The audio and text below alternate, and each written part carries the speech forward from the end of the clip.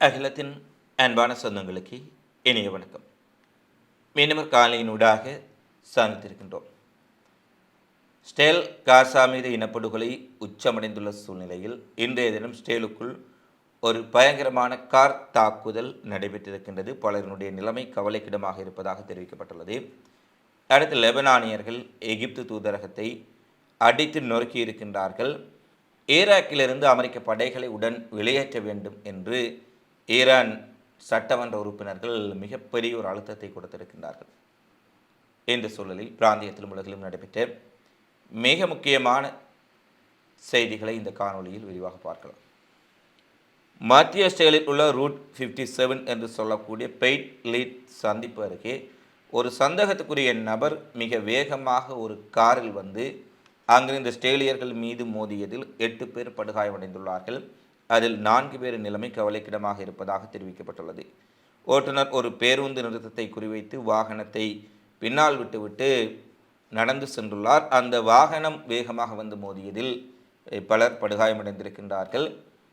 அந்த காரை ஓட்டி வந்த நபர் வேகமாக தப்பி சென்று விட்டார். அவரை தேடி ஸ்டேல் போலீஸ் மோப்ப நாய்கள் ஹெலிகாப்டர்கள் சகிதம் மிகப்பெரிய தேடுதல் நடவடிக்கையில் ஈடுபட்டிருப்பதாக தெரிவித்தார்கள். இந்த காணொலியை பதிவேற்றும் இந்த கணவரை அந்த நபரை கைது செய்ததாகவோ அல்லது சுட்டுக்கொலை செய்திருப்பதான செய்திகள் வெளியாகவில்லை. ஸ்டேலுக்குள் நடத்தப்பட்ட தாக்குதலில் 8 பேர் படுகாயமடைந்த சம்பவம் ஸ்டேலியர்கள் மத்தியில் பதற்றத்தை ஏற்படுத்தியிருக்கின்றது.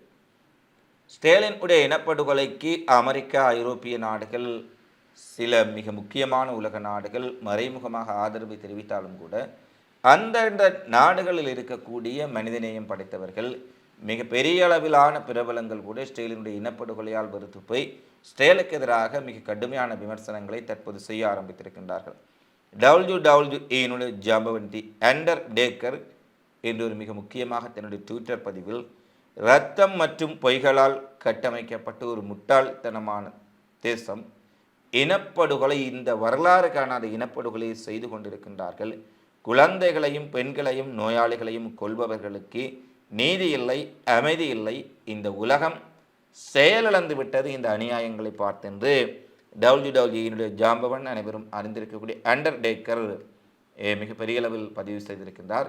இந்தியாவுடைய பாலிவுட் நடிகர் ஷாருக் கானும் அதையே குறிப்பிட்டிருக்கின்றார். குழந்தைகள் பெண்களை ஒரு நாடு படுகொலை செய்யும் பொழுது, பட்டினியால் குழந்தைகள் இறந்து கொண்டிருக்கும் பொழுது இந்த உலகம் பார்த்து கொண்டிருக்கின்றது. இந்த உலகம் எப்படி கட்டமைக்கப்பட்டிருக்கின்றது என்ற கேள்வியை நேற்றைய தினம் இந்திய நடிகர், பிரபல நடிகர் ஷாருக் கான் அவர்களும் எழுப்பியிருக்கின்றார். இதே போல உலகின் மிகப்பெரிய யூடியூபர் என்று சொல்லக்கூடிய மிஸ்டர் பீஸ்ட் சேனலை வைத்திருக்கக்கூடிய மிஸ்டர் பீஸ்ட்டும் இந்த படுகொலைகள் மனிதத்துவத்துக்கு அப்பாற்பட்டு எல்லைகளை கடந்து விட்டதாக தன்னுடைய ஒரு கண்டனத்தையும் பதிவிட்டுள்ளமை குறிப்பிடத்தக்கது. அடுத்து நாங்கள் தொடர்ச்சியான நிகழ்வுகளை பார்க்கின்ற பொழுது, நேற்றைய தினம் லெபனானுடைய தலைநகர் பெய்ரூட்டில் நடந்த ஆர்ப்பாட்டத்தில் எகிப்திய தூதரகத்தை முற்றுகையிட்ட மக்கள் ஒரு கட்டத்தில் பொறுமை இழந்து எகிப்திய தூதரகத்தை மிக பெரிய அளவில் தாக்கி இருக்கின்றார்கள். பின்பங்கு பாதுகாப்புக்கு நின்றவர்கள், அங்கிருந்த போலீசாருடன் ஒரு மிகப்பெரிய மோதல் ஏற்பட்டிருக்கின்றது. போலீசார் கண்ணீர் புகை குண்டுகளை ஏவி அவர்களை கலைக்கும் அளவுக்கு நிலைமை தீவிரமாக இருக்கின்றது. ஏனெனில் காசாவில் மக்கள் பட்டினியோடு உயிரிழந்து கொண்டிருக்கின்றார்கள். காசாவில் ஸ்டேலின் கட்டுப்பாட்டில் இல்லாத ஒரு பகுதி எகிப்தினுடைய கட்டுப்பாட்டில் இருக்கின்றது. அதாவது எகிப்து நினைத்தால் இன்றைய தினமே அந்த உதவி பொருட்களை உள்ளே செல்வதற்கு அனுமதிக்க முடியும் என்பதை நாங்கள் நினைவிற்கொள்ள வேண்டும். ஸ்டேலுடன் அவர்களுக்கு ஏற்படக்கூடிய பிரச்சனைகள் என்பதற்கு அப்பால் நிச்சயமாக முடியும். ஏனெனில் எகிப்து ஒரு பலமான மிகப்பெரிய இராணுவத்தை கொண்ட நாடு. எங்களுடைய எல்லையில் இருக்கக்கூடிய ராஃபா கிராசிங்கை நாங்கள் திறந்து விடுகின்றோம் என்று சொன்னால் எகிப்தை யாரும் தடுக்க முடியாது. ஏனால் எகிப்தினுடைய கட்டுப்பாட்டுக்குள் இருக்கும் அந்த ராஃபா கடவையை திறந்தால் அது நேரடியாக காசாவுக்குள் செல்லும். எகிப்தில் இருந்து யாரும் தன்னார்வலர்கள் எகிப்து வழியாக காசாவுக்கு உணவு லாரிகளை கொண்டு செல்ல முடியும். காசா மக்கள் ஒரு வேளை மருத்துவ தேவைகள், இதர தேவைகள் ஏற்பட்டால் எகிப்துக்கோ எகிப்து வழியாக வேறு நாடுகளுக்கோ செல்ல முடியும். அப்படியான வாய்ப்புகள் இருந்தும் பக்கத்து எல்லையில் சில மீட்டர்கள் கூட இல்லை. ராஃபா கடவைக்கு சுவற்றுக்கு மறுபுறத்திலே, ராஃபா எல்லைக்கடவுக்கு மறுபுறத்திலே பசியோடு குழந்தைகள் மண்ணை அள்ளி தின்று கொண்டிருக்கின்றார்கள். இந்த எகிப்து தேசம் பார்த்து கொண்டிருக்கின்றது. அவர்கள் எவ்வளவு பெரிய ஒரு துரோகத்தை இந்த பாலஸ்தீனர்களுக்கு செய்கின்றார்கள் என்பதை இந்த வரலாறு நிச்சயமாக மன்னிக்காது. ஏனெனில் ஏனைய கடமைகள் கூட ஸ்டேலினுடைய எல்லைக்குள் வருகின்றது. ஸ்டேல் அவற்றை கட்டுப்படுத்துகின்றார்கள். ஆனால் இந்த ராஃபா கடவையை எகிப்து நினைத்தால் திறக்க முடியும். எகிப்தினூடாக காசாவுக்குள் ராஃபா கடவை வழியாக செல்ல முடியும். அப்படி இருக்கின்ற பொழுது காசாவுக்கு மனிதாபிமான உதவிகளை அனுமதிக்க ராஃபா கடவையை எகிப்து இந்த நேரத்திலாவது திறக்க வேண்டும். ஸ்டேலால் கட்டுப்படுத்தப்படாத ஒரே காசா வெளியேறும் வழி ராஃபாவை மூடி வைத்திருப்பதன் மூலம் ஸ்டேலின் படுகொலையில் எகிப்தும் பங்காளிகளாக இருக்கின்றார்கள். ராஃபாவை மூடி வைத்திருப்பதனூடாக பாலஸ்தீனர்களுடைய பட்டினிச்சாவிலும் பசியிலும் இவர்கள் உடந்தையாக இருக்கின்றார்கள் என கோபமடைந்த லெபனான் மக்கள் ஒரு கட்டத்தில் எகிப்தின் தூதரகத்தை அடித்து நொறுக்கி இருக்கின்றார்கள். மிகப்பெரிய அளவில் அங்கு அவர்கள் போலீஸ் இராணுவம் அழைக்கப்பட்டு நிலைமை கட்டுக்குள் கொண்டு வரப்பட்டிருக்கின்றது. லெபனானில் ஆட்சியை மாற்றி இருக்கின்றார்கள். அரசு தலைமை இஸ்ரேல் அமெரிக்காவுக்கு ஒத்துதக்கூடிய ஒரு தலைவரை கொண்டு வந்திருக்கின்றார்கள். பாலஸ்தீனத்திற்கு ஆதரவாக ஆக்கிரமிப்பை எதிர்த்து நிற்கக்கூடிய ஹிஸ்புல்லாக்களை களையெடுக்கக்கூடிய நடவடிக்கைகளை புதிய லெபனான் அரசும் இஸ்ரேலும் அமெரிக்காவும் மறைமுகமாக பெரிய அளவில் மேற்கொண்டு வருகின்றார்கள். லெபனான் மக்களுக்கு மிக பெரிய அளவில் தவறான ஊடக பிரச்சாரங்கள் ஹிஸ்புல்லா குறித்தும் அங்கிருக்கும் காசா போராட்டம் குறித்தும் தொடர்ச்சியாக இஸ்ரேலினுடைய நிதி உதவியில் ஊடகங்கள் வாயிலாக பரப்பப்படுகின்றது. ஆனால் இவற்றையெல்லாம் கடந்து அந்த மக்கள் இந்த பிரச்சனையில் யாரெல்லாம் காசா மக்களின் முதுகில் குத்துகின்றார்களோ அவர்களை தேடி வந்து தூதரகத்தை அடித்து நொறுக்கி இருக்கின்றார்கள் என்று சொன்னால் நிச்சயமாக இஸ்ரேலினுடைய அமெரிக்காவினுடைய பணம், அவர்களுடைய பிரச்சாரம், அவர்களுடைய அழுத்தம் என்பதற்கு அப்பால் அந்த லெபனான் தேச மக்கள் மிகப்பெரிய உணர்வோடு காசா மக்களுக்காக இருக்கின்றார்கள் என்ற விடயமும் இங்கு தெளிவுபடுத்தப்படுகின்றது. எகிப்து, ஜோர்டான் போன்ற நாடுகளினுடைய முகத்திரையையும் அவர்கள் கிழித்தறிந்திருக்கின்றார்கள். இஸ்ரேலினால் கட்டுப்படுத்தப்படாத காசா வெளியேறும் கடவை ராஃபாவை ஏன் மூடி வைத்திருக்கின்றீர்கள்? இவ்வளவு மக்கள் கொல்லப்படும் பொழுது ஏன் என்ற லெபனான் மக்களினுடைய கேள்விக்கு எகிப்தினால் பதில் சொல்ல முடியாது. ஏனெனில் அவர்களும் மறைமுகமாக இஸ்ரேல் அமெரிக்காவுடன் உறவு வைத்துக்கொண்டு வெளியே சகட்டு மேனிக்கு பாலஸ்தீனத்திற்கு ஆதரவு போலையும் பாலஸ்தீனர்கள் பட்டினியால் இறப்பது கவலை போலவும் காட்டிக்கொள்கின்றார்கள். இது எகிப்தினுடைய ஆட்சியாளர்கள் தான், எகிப்தின் மக்கள் அல்ல. மக்கள் இன்றும் மிக பெரிய அளவில் அங்கு போராடி கொண்டு தான் இருக்கின்றார்கள்.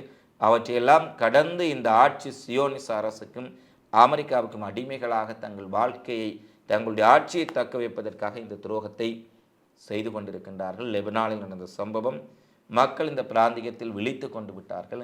யாரெல்லாம் காசாவுக்கு உண்மையில் ஆதரவு அளிக்கின்றார்கள், யாரெல்லாம் பாசாங்கு செய்கின்றார்கள் என்பதை உணர ஆரம்பித்து விட்டார்கள் என்பதை தெளிவாக பார்க்கக்கூடியதாக இருக்கின்றது. அடுத்து அமெரிக்காவினுடைய இராணுவத்தினரை ஈராக்கிலிருந்து வெளியேற்ற வேண்டும் என்ற தீர்மானம் ஈராக்கின் பல தரப்பினரால் முன்வைக்கப்பட்டது. ஏனெனில் அமெரிக்க இராணுவத்தினர் அங்கு இருப்பது அங்கு இருக்கும் மக்களுக்கு பிடிக்கவில்லை. ஏனெனில் ஈராக் தேசத்தையே நாசப்படுத்தியவர்கள், ஈராக்கினுடைய வளத்தை எல்லாம் சுரண்டுபவர்கள், ஈராக்கில் தீவிரவாதத்தை வளர்த்துவிடக்கூடிய இந்த இராணுவம் இதற்கு இந்த மண்ணில் இருக்க வேண்டும் என்று அங்கு இருக்கக்கூடிய மக்கள், முக்கியமான அரசியல் தலைவர்கள், அந்த மண்ணை குறித்து சிந்தியக்கூடியவர்கள் எல்லாம் பேச ஆரம்பித்து விட்டார்கள். இந்த நிலையில்தான் புதிய ஈராக் அரசு அமெரிக்க இராணுவம் வெளியேற வேண்டும் என்ற கோரிக்கையும் விடுத்திருந்தார்கள். அவர்களால் அழுத்தமாக அதை வெளியேற்ற முடியாவிட்டாலும் ஒரு கோரிக்கை முன்வைக்கப்பட்டது. ஆனால் அதனை மீறி பக்தாத்திலும் ஏனைய பகுதிகளிலும் அமெரிக்க இராணுவம் நிலை கொண்டிருக்கின்றார்கள். தற்போது திடீர் திருப்பமாக ஈரானும் இந்த விடயத்தை கையில் எடுத்திருக்கின்றார்கள். ஈராக்கில் இருக்கக்கூடிய அமெரிக்க துருப்புக்களை வெளியேற்றுவது தொடர்பாக சட்டத்தை அமுல்படுத்த வேண்டும் என்று ஈரானிய சட்டமன்ற உறுப்பினர்கள் கூட்டாக ஈராக்கினுடைய சட்டமன்ற உறுப்பினர்களுக்கு ஒரு கோரிக்கை விடுத்திருக்கின்றார்கள். இது உங்களுடைய நாடு, உங்களுடைய இறையாண்மை மிக்க பிரதேசம். இந்த பிரதேசத்தில் இந்த பிராந்தியத்துக்கான எதிரியின் தளங்கள் அமைந்திருப்பது நல்லது கிடையாது என ஈரான் ஒரு நேரடியான ஒரு கோரிக்கை, சட்டமன்ற உறுப்பினர்கள் அனைவரும் கையொப்பமிட்டு ஈராக்குக்கு ஒரு கடிதம், உடனடியாக அமெரிக்க படைகளை உங்கள் சட்டத்தை பயன்படுத்தி வெளியேற்றுங்கள். அடுத்து ரஷ்யா உக்ரைன் போர் உக்கிரமடைந்துள்ள சூழலில் ரஷ்யா ஆரம்பித்திருக்கும் மிக பிரம்மாண்டமான போர் பயிற்சி நேட்டோ நாடுகள் மத்தியில் மிகப்பெரிய அச்சத்தை ஏற்படுத்தி இருக்கின்றது.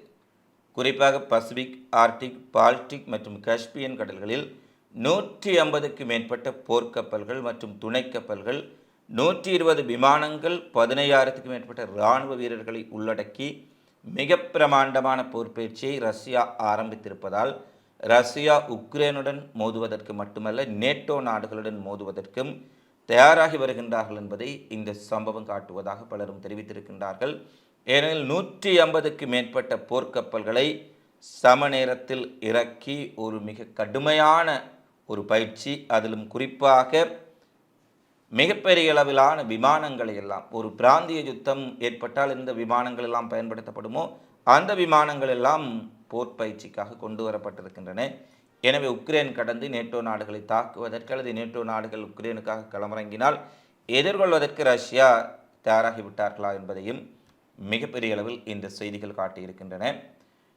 அடுத்து இன்றைய தினம் தாய்லாந்து கம்போடியா இடையில் ஏற்பட்டிருக்கக்கூடிய போர் பதற்றம், அது ஒரு போராக மாறியிருக்கின்றது.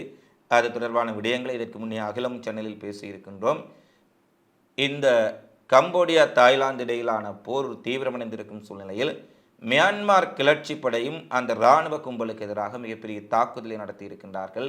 மியான்மர் இராணுவத்தினுடைய ஒரு போர்க்கப்பல் முற்றாக வெடிவைத்து தகர்க்கப்பட்டிருக்கின்றது. அதேவேளை உள்நாட்டு போரில் ஒரு பெரிய திருப்பமாக முக்கிய நதிப்பாதைகளை கிளர்ச்சியாளர்கள் கைப்பற்றி இருப்பதுடன் மியான்மர் இராணுவத்தினுடைய ஹெலிகாப்டர்களையும் சுட்டு வீழ்த்தி இருக்கின்றார்கள். குறிப்பாக கம்போடியா தாய்லாந்து இடையிலான போர் தீவிரமடைந்துள்ள சூழ்நிலையில் மியான்மரில் இராணுவத்துக்கு எதிராக கிளர்ச்சி படை நடத்த ஆரம்பித்திருக்கும் தாக்குதல்கள் மிகப்பெரிய அளவில் கிளர்ச்சி படையினருடைய கை ஓங்கி இருப்பது இராணுவத்திற்கு மிகப்பெரிய அளவிலான ஒரு அச்சத்தையும் அதிர்ச்சியையும் ஏற்படுத்தி இருக்கின்றது. இவைதான் தற்போது வெளியான மிக முக்கியமான செய்தி குறிப்புகளாக நிகழ்வுகளாக பதிவாக இருக்கின்றன. தொடர்ந்தும் உலகெங்கில் நடைபெறும் செய்திகளை உடனுக்குடன் அறிந்து கொள்ள அகில மீடியாவோடு இணைந்திருங்கள். இந்த காணொளி தொடர்பிலான உங்களது மதிப்பான கருத்துக்களை தவறாமல் கமெண்ட்ஸில் பதிவிடுங்கள். மீண்டும் அடுத்த காணொளியில் சந்திப்போம். நன்றி, வணக்கம்.